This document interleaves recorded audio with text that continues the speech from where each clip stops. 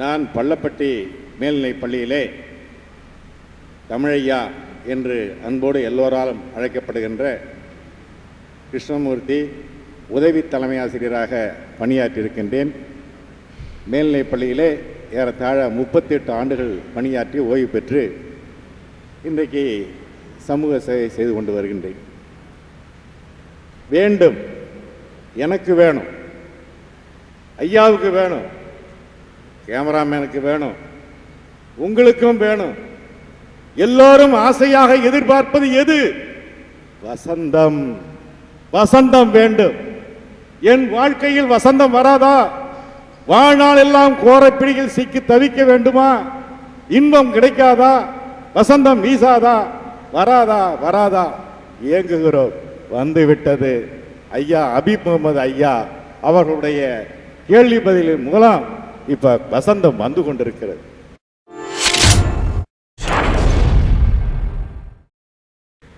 இந்த ஜக்காத்து என்பது ஜஸ்ட் பியூரிஃபிகேஷன் ஆஃப் சோல்.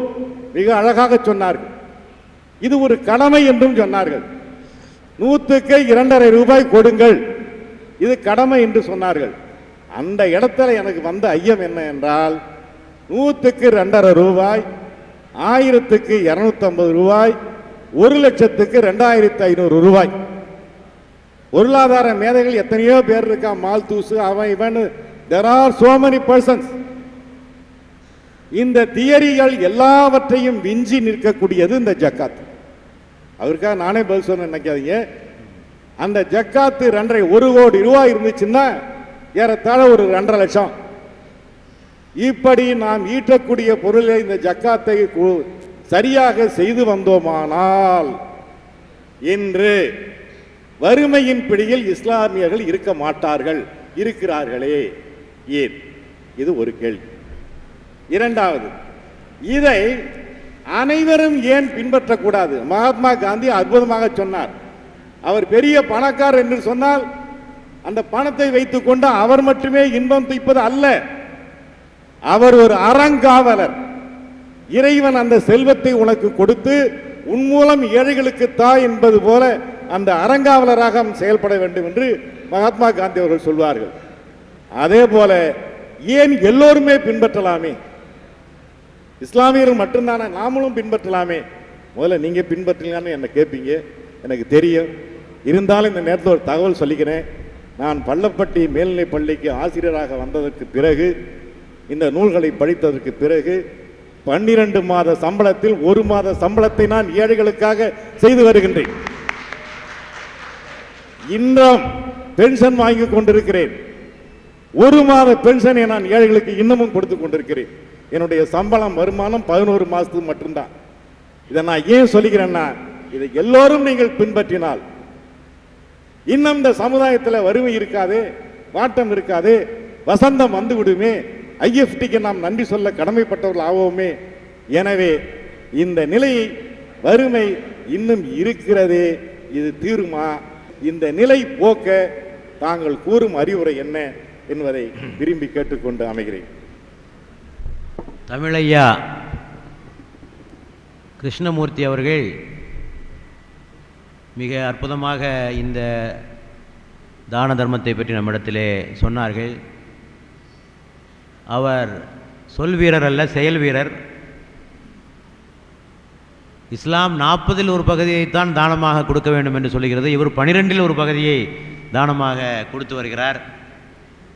ஆக அந்த அளவுக்கு செயல் வீரரான அவருடைய கருத்துக்கள், அவருடைய உள்ளத்திலிருந்து வந்த கருத்துக்கள். இதை வெறும் புகழுக்காக இங்கே அவர் சொல்லவில்லை. அவருடைய உதாரணத்தை நாம் அனைவரும் பின்பற்ற வேண்டும். நம்முடைய செல்வத்திலே மற்றவர்களுக்கு பங்கு இருக்கிறது என்பதை நாம் அனைவரும் புரிந்து கொள்ள வேண்டும். ஐயா அவர்கள் கேட்கிற கேள்வி, ஜக்காத்தின் மூலமாக வறுமை அகலும் என்று சொல்லுகிறார்கள், ஆனால் வறுமை அகலவில்லையே, என்ன காரணம் என்று ஒரு கேள்வி கேட்கிறார். குரானிலே ஒரு வசனம் இருக்கிறது, செல்வம் சுழன்று கொண்டே இருக்க வேண்டும் என்று ஒரு வசனம் இருக்கிறது. செல்வம் சுழன்று கொண்டே இருக்க வேண்டும். கைலா யக்கூன தூனத்தன் பயனல்ல அநியாயம் என்கும். செல்வம் உங்களுடைய செல்வந்தர்களுக்கு மத்தியிலே சுற்றி கொண்டிருக்க வேண்டாம், செல்வந்தர்களுக்கு மத்தியிலேயே செல்வம் சுற்றி கொண்டிருக்க வேண்டாம், அது சுழந்து வரட்டும் என்று குர்ஆனில் ஒரு வசனம் இருக்கிறது. இன்னொரு வசனம் சொல்லுகிறது, உங்களுடைய செல்வத்தில் ஏழைகளுக்கும் வாய் திறந்து கேளாதவர்களுக்கும் உரிமை இருக்கிறது என்று. கேட்கிறவனுக்கும் கேட்காதவனுக்கும் உரிமை இருக்கு. அது அவன் உரிமை உண்ட கலந்துருக்கு. இந்த 2.5% இருக்க அது உன்னுடைய சொத்து அல்ல, அது அவன் சொத்து உங்ககிட்ட இருக்குன்னு அர்த்தம். ஆக இந்த இருப்பவர்கள் இல்லாதவர்களுக்கு கொடுக்க ஆரம்பித்து விட்டாலே வறுமை மறைந்துவிடும். சமீபத்தில் நீங்கள் படித்திருப்பீர்கள், உலகத்தினுடைய மிகப்பெரிய பணக்காரர் பஃபெட் என்பவர் தன்னுடைய முழு செல்வத்தையும் தானமாக கொடுத்து விட்டார். பில் கேட்ஸ் ஃபவுண்டேஷனுக்கு தானமாக கொடுத்து விட்டார். அவருடைய செல்வத்தினுடைய அளவு என்ன தெரியுமா? இந்திய அரசாங்கம் ஒரு ஆண்டுக்கு போடுகிற பட்ஜெட்டினுடைய அளவு. இந்திய அரசாங்கம் ஒரு ஆண்டுக்கு போடுகிற, மத்திய அரசு போடுகிற பட்ஜெட்டின் அளவுக்கான அவருடைய முழு வருமானத்தையும் தானமாக கொடுத்திருக்கிறார். ஆக இப்படி பல தனவந்தர்கள் ஆங்காங்கே ட்ரஸ்ட்டுகளை ஏற்படுத்தி சேவை செய்கின்ற காரணத்தினாலே தான் ஓரளவுக்காக இந்த உலகம் இயங்கி கொண்டிருக்கிறது. ஒரு காலத்தில் கல்விக்காக இப்படி பல தானம் பலர் செய்தார்கள். சொத்துக்களை விற்று கல்வியை வளர்த்தார்கள். இப்போது கல்வியை விற்று சொத்துக்களை வளர்த்து கொண்டிருக்கிறார்கள். இல்லையா? இதான் நடந்து கொண்டிருப்பது இப்போது. ஆக இந்த தர்ம சிந்தனை சமுதாயத்தில் அதிகமாக ஆகிற போது இந்த வறுமை குறைவதற்கான வாய்ப்பு இருக்கிறது. ஆகவேதான் இஸ்லாம் வணக்கங்களோடு, உடல் சார்ந்த வணக்கங்களோடு முடித்துக் கொள்ளாமல் பொருள் சார்ந்த வணக்கத்தை சொல்கிறது. உடல் வழி வணக்கம், பொருள் வழி வணக்கம் ரெண்டுமே இஸ்லாத்தில் உண்டு. இறைவன் உனக்கு உடம்பை தந்தான், உடம்பை கொண்டு வணங்கு. இறைவன் உனக்கு பொருளை தந்தான், பொருளை கொண்டு வணங்கு. ஆகவே பொருளின் மூலமாக நீ தியானம் செய்ய வேண்டும், தர்மம் செய்ய வேண்டும் என்பதை இஸ்லாம் ஒரு முறையாக வகுத்திருக்கிறது. இப்போ ஏன் குறையலன்னு ஐயா கேட்குறாங்க. பல பேர் கொடுக்கறது இல்லை, அதான் காரணம். வேற ஒன்று. முதலாவது காரணம் அது கொடுக்கறது இல்லை. தொழுகைக்கு எவ்வளோ முக்கியத்துவம் கொடுக்குறானோ அதே முக்கியத்துவம் ஜக்காத்துக்கு கொடுக்கறது இல்லை. தொழாட்டா குற்ற உணர்வு, அந்த குற்ற உணர்வு ஜக்காத்து கொடுக்காட்டா இருக்கிறது இல்லை. அந்த உணர்வு கிடையாது. தொழிலையே அப்படின்னு கவலைப்படுறான், ஜக்காத்து கொடுக்கலன்னு கவலைப்படுறானா? எவனாவது கவலைப்படுறானா? தொழுகையில் ரொம்ப கவனமாக இருக்கான். கட்டாயமாக ஆக்கப்படாத தொழுகைகளை கூட தொழுகிறான், கட்டாயமாக ஆக்கப்படாத உபரி தொழுகைகளை கூட தொழுகிறான். ஆனால் கட்டாயமான ஜக்காத்தை கொடுப்பதில்லை. இஸ்லாத்தை பொறுத்தவரையில் தொழுகையும் ஜக்காத்தும் ரெண்டும் ஒன்றாகத்தான் இணைத்து சொல்லப்படுகிறது. குர்ஆனில் பார்த்தீங்கன்னு சொன்னால் வாக்கையும் சதா வாத்து ஜக்கா, நீங்கள் தொழுகையை நிலைநிறுத்துங்கள், நீங்கள் ஜக்காத்து கொடுங்கள். ரெண்டாக பிரித்து பார்க்கறது இல்லை. நபிகள் நாயகம் காலத்துக்கு பின்னாலே ஒரு கூட்டம் வந்தது. அபூபக்கர் அவருடைய ஆட்சி காலத்திலே, நாங்கள் தொழுவோம் ஆனால் ஜக்காத்து கொடுக்க மாட்டோம் என்று ஒரு கூட்டம் சொல்லியது. அவர் சொன்னார், ஜக்காத்து தொகையாக ஒரு ஒட்டகத்தின் மூக்கணாங்கயிறு அளவுக்கு பணம் வர வேண்டியது இருந்தாலும் நான் போர் தொடுத்தே தீருவேன் என்று சொன்னார். ஆக இஸ்லாத்தில் ரெண்டுக்கும் இடையில எந்த வித்தியாசமும் கிடையாது. தொழுகைக்கும் ஜக்காத்துக்கும் இடையில எந்த வித்தியாசமும் கிடையாது. ஆக இருக்கக்கூடிய முஸ்லீம்களை நான் கேட்டுக்கொள்கிறேன், இதோ ரமலான் மாதம் வருகிறது, கணக்கு பாருங்கள், எல்லாம் துல்லியமாக கணக்கு பாருங்கள். எவ்வளோ வருமானம், உங்களுடைய பொருள் கமாடிட்டி, உங்களுடைய வியாபார பொருள் எவ்வளோ இருக்குது, நகை எவ்வளோ இருக்குது, பேங்கில் எவ்வளோ இருக்குது, ஷேரில் எவ்வளோ இருக்குது, எல்லாம் துல்லியமாக கணக்கு பார்த்து ஒரு லிஸ்ட்டு போட்டு இந்த வருஷத்துக்கான ஜக்காத் தொகை இவ்வளவு என்று கணக்கிட்டு செய்து விடுங்கள். எப்படி தொழுகையில் கவனமாக இருக்கீங்களோ அதே கவனத்தில் இதில் இருங்க. தொழாவிட்டால் என்ன தண்டனையோ அதே தண்டனை ஜக்காத்து கொடுக்காவிட்டாலும் உண்டு என்பதை புரிந்து கொள்ள வேண்டும். ரெண்டு கடையில் பெரிய வித்தியாசம் ஒன்றும் கிடையாது. ஆக கொடுக்கறது இல்லை, அதுதான் காரணம். என்ன நினைக்கிறான், நான் சம்பாதிச்சு நான் ஏன் கொடுக்கணும், நான் ஏன் அடுத்தவனுக்கு கொடுக்கணும், அவனுக்கு தேவைன்னா அவன் சம்பாதிச்சுக்கிட்டுமே என்ன நினைக்கிறான். அன்புக்குரியவர்களே, ஒன்றை புரிந்து கொள்ள வேண்டும், எல்லோருக்கும் சமமான வாய்ப்புகள் இந்த உலகத்தில் கிட்டுவதில்லை. இறைவன் எல்லோரையும் சமமாகவா படைத்திருக்கிறான், உடலிலே சமமாகவா படைத்திருக்கிறான். ஒருவனுக்கு ஊனம் இருக்கிறது, ஒருவன் முழுமையாக இருக்கிறான். ஒருவன் செல்வமான குடும்பத்திலே பிறக்கிறான், ஒருவன் ஏழ்மையான குடும்பத்திலே பிறக்கிறான். ஒருவனுக்கு திறமைகளும் ஆற்றலும் இருக்கிறது, ஒருவனுக்கு இல்லாமல் இருக்கிறது. ஆக சம வாய்ப்புகள் எல்லோருக்கும் கிடையாது.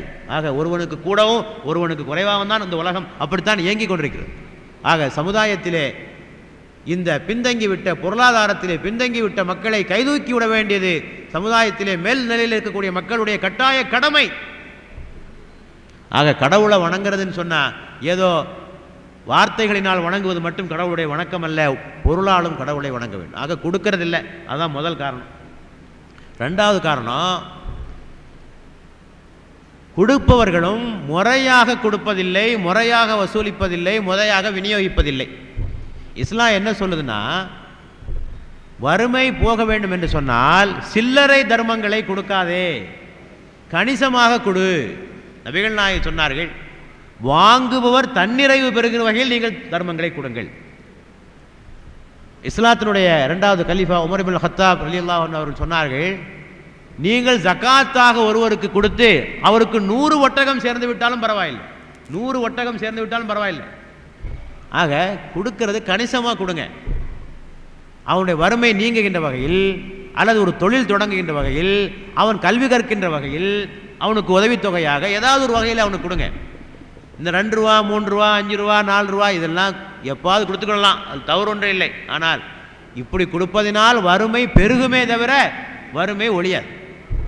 போன வருஷம் எங்கள் வீட்டுக்கு 100 பேர் வந்தான்னா இந்த வருஷம் 200 பேர் வரும். ஆக இந்த சில்லறை தர்மங்கள் வறுமையை ஒழிக்காது. ஆகவே பைத்துல் மால் ஒரு பொது நிதியகம் என்று ஒன்று இருக்க வேண்டும். பொது நிதியகம் என்று ஒன்று இருக்க வேண்டும். ஊரில் எத்தனை பேர்கிட்ட ஜக்காத்துக்கான தொகை இருக்குன்னு கணக்கு பார்க்கணும், அதையெல்லாம் ஒன்றா சேர்க்கணும். ஊரில் வறுமையாளர்கள் யார் என்று பார்க்க வேண்டும், அதற்கான பட்டியலை தயாரிக்க வேண்டும். இந்த வருஷம் இவருக்கு தையல் மிஷினை வாங்கி கொடுப்போம், இந்த வருஷம் இவருக்கு பெட்டிக்கடை வைக்கிறதுக்கு வசதி செஞ்சு கொடுப்போம் என்று ஏதாவது ஒன்று செய்து அடுத்த வருஷம் அவர் தர்மம் வாங்குகிற ஆளாக இருக்கக்கூடாது. தர்மம் வாங்குகின்ற பட்டியலில் இருந்து அவர் வெளியேறிவிட வேண்டும். அந்த முறையில் ஏதாவது திட்டமிட்டு செய்தால் இந்த ஜக்காத்தில் பிரயோஜனம் உண்டு. இல்லை என்று சொன்னால் இதில் எந்த நன்மையும் கிடையாது. ஆக இந்த 2 காரணங்கள் தான். கொடுக்கறதில்லை, கொடுக்கறத முறையாக செய்கிறதில்லை. இதன் காரணமாகத்தான் இந்த வறுமை ஒழியாமல்